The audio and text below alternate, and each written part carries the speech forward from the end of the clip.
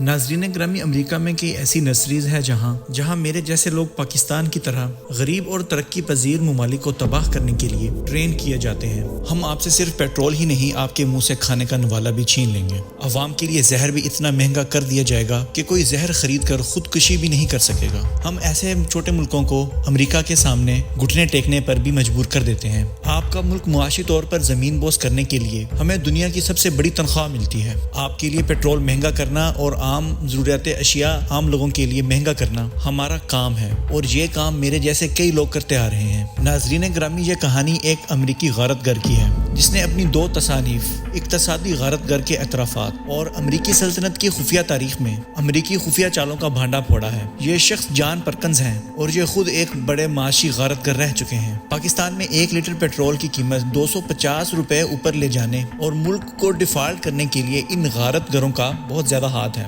اسحاق ڈار اور دیگر اقتصادی ماہرین کے ساتھ مل کر خفیہ منصوبہ بندی کی ہے۔ ملک کی انڈسٹریز بند کرنے سے لے کر 2 وقت کا کھانا مشکل بنانے تک سب کچھ 10 سال پہلے ہی طے کیا جا چکا تھا، لیکن درمیان میں عمران خان کے آنے کی وجہ سے یہ منصوبہ تعطل کا شکار رہا۔ یہ گروہ آج کل پاکستان میں بھی سرگرم ہے، جو ہمارے ایٹمی اثاثے رول بیک کرنے کے لیے ایڑی چوٹی کا زور لگا رہا ہے۔ ان معاشی غارت گروں نے پاکستان میں موجود اپنے ہم نواؤں کے ساتھ مل کر پاکستان کا زر مبادلہ، آبی وسائل اور گرم پانیوں تک رسائی کے لیے طویل عرصے سے پلاننگ کی ہوئی ہے۔ اس پلاننگ کو آج عملی شکل دے دی گئی ہے، اور جن لوگوں نے ان معاشی غارت گروں کی مدد کی، انہیں ان کا انعام بھی دے دیا گیا ہے۔ ان معاشی غارت گروں کی مدد سے کس نے ان معاشی غارت گروں کی مدد کی؟ یہ کس کے بھیس میں پاکستان داخل ہوئے؟ ان کا طریقہ واردات کیا تھا؟ پاکستان کو ڈیفالٹ کروانے میں اسحاق ڈار سمیت نواز شریف اور ہینڈلرز کا کیا کردار تھا؟ عمران خان کو اس منصوبے کا علم کیسے ہوا اور انہوں نے اس کو رکوانے کے لیے کن لوگوں سے رابطے کیے؟ پیٹرول کی قیمت کہاں تک جائے گی؟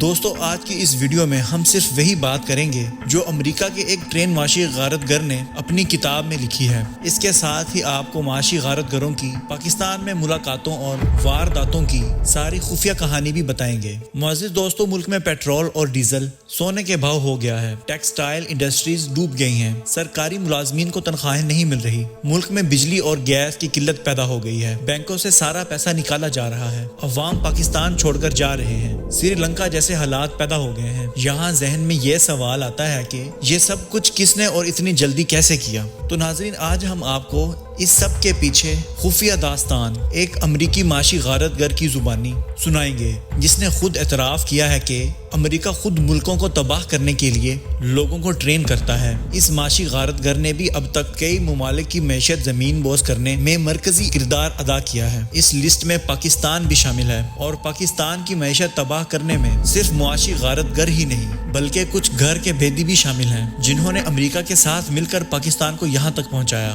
ان افراد کے نام آگے جا کر ویڈیو میں بتائے جائیں گے۔ دوستو، معاشی غارت گر کے اعترافات معاشی غارت گر کے اعترافات نامی کتاب میں امریکی شہری جان پرکنز نے دنیا بھر میں کمزور ممالک کی معیشت تباہ کرنے میں امریکہ کے ملوث ہونے کا اعتراف کیا ہے۔ کیونکہ جان پرکنز ان وارداتوں میں ملوث رہے، تو انہوں نے اپنی کتاب میں جو کچھ لکھا ہے وہ سب کچھ یا تو انہوں نے خود کیا ہے یا پھر دیگر لوگوں سے کروایا ہے۔ وہ اپنی کتابوں میں امریکہ کا طریقہ واردات بیان کرتے ہوئے بتاتے ہیں کہ جب امریکہ کو کسی ملک میں دلچسپی ہو تو وہ اس ملک کی فرسٹ لائن لیڈرشپ کا بوریا بستر گول کر دیتا ہے اور ان کو گھر بھیج دیا جاتا ہے۔ فرسٹ لائن لیڈرشپ میں وہ سیاستدان آتے ہیں جو امریکی پالیسیوں سے براہ راست انحراف کریں۔ اس کے بعد امریکہ اپنی سازش کے تحت سیکنڈ لائن لیڈرشپ کو اقتدار ہاتھوں میں تھما دیتا ہے۔ یہ وہ سیاستدان ہوتے ہیں جو امریکی غلامی پر سر تسلیم خم کر دیتے ہیں اور ان کے احکامات کے مطابق ملک کی سالمیت کا فیصلہ کرتے ہیں۔ اس طرح امریکہ ملک کے قدرتی وسائل سے لے کر اداروں، کاروباری منڈیوں اور سرمایہ پر لوٹ مار کا بازار گرم کر دیتا ہے۔ یہ حقیقت جان لیں کہ معاشی غارت گر انتہائی درجے کے ماہرین ہوتے ہیں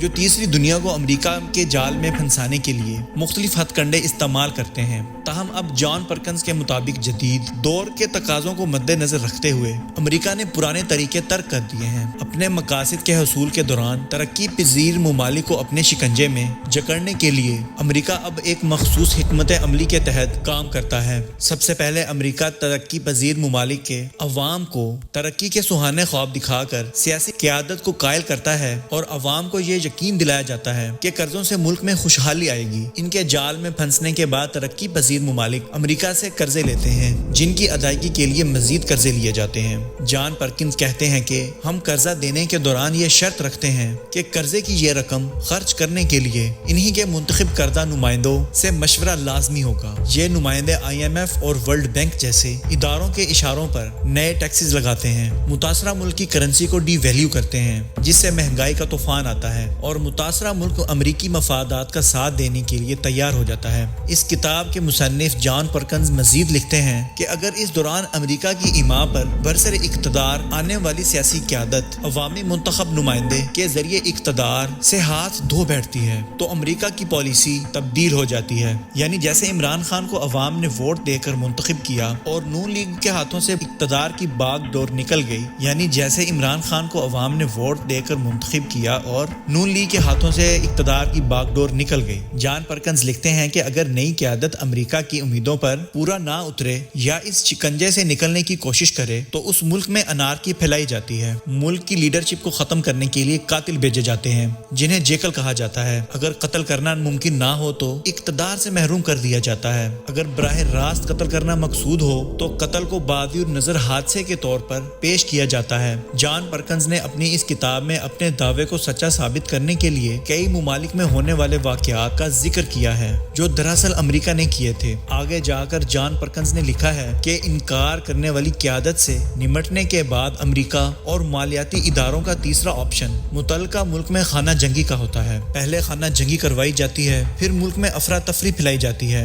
اور یوں ملکوں کو اپنے ماتحت رکھا جاتا ہے۔ ناظرین گرامی، اب پاکستان کی موجودہ صورتحال کی جانب آتے ہیں۔ عمران خان کو عوام نے ووٹ دے کر منتخب کیا اور آتے ہی انہوں نے امریکہ کو ایبسلیوٹلی ناٹ کہہ کر مخاطب کرنا شروع کر دیا، چونکہ عمران خان نے ان کتابوں کا مطالعہ کر رکھا تھا اور انہیں ان تمام منصوبوں کا علم تھا جس کا ذکر وہ کئی بار کر چکے ہیں۔ عمران خان نے ان تمام شرائط کو ماننے سے انکار کر کے روس سے تیل سمیت کئی تجارت کرنے کا عندیہ دے دیا تاکہ ملک کو امریکی شکنجے سے آزاد کیا جا سکے۔ اپنے دورے اقتدار میں عمران خان نے روس سے رعایتی قیمت پر فیول خریدنے کے تناظر میں سبسڈی پیکج کا اعلان کیا تھا، لیکن امریکی معاشی غارت گر نے پاکستان کے سیاستدانوں سے مل کر انہیں گھر بھیج دیا اور راستہ صاف کر لیا۔ دوستو، آپ خود سوچئے کہ عمران خان کا دورہ روس اور ان کو گھر بھیجنے کے بعد امریکہ نے پاکستان میں اتنی دلچسپی کیوں لی؟ اس وجہ سے کہ عمران خان ان کے کام میں رکاوٹ ڈال رہے تھے، جبکہ موجودہ مخلوط حکومت امریکہ سے بڑی بڑی رقم وصول کر کے خود اقتدار پر قابض ہو کر پاکستان کو تباہ کرنا چاہتی تھی، جس کی واضح مثال آج کے حالات ہیں۔ اب پاکستان کے پاس صرف $3 ارب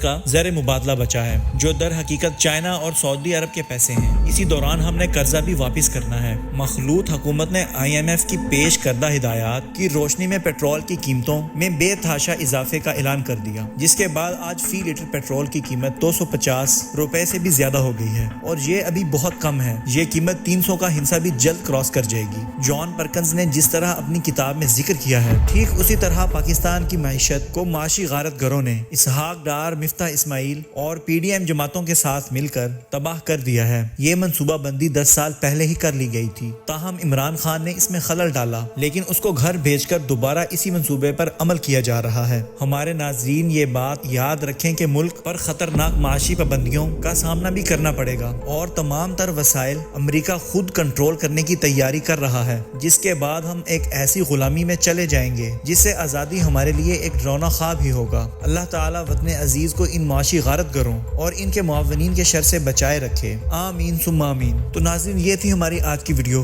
اگر ویڈیو اچھی لگے تو اسے شیئر کیجئے اور ہمارے چینل کو سبسکرائب کیجئے۔ اللہ نگہبان۔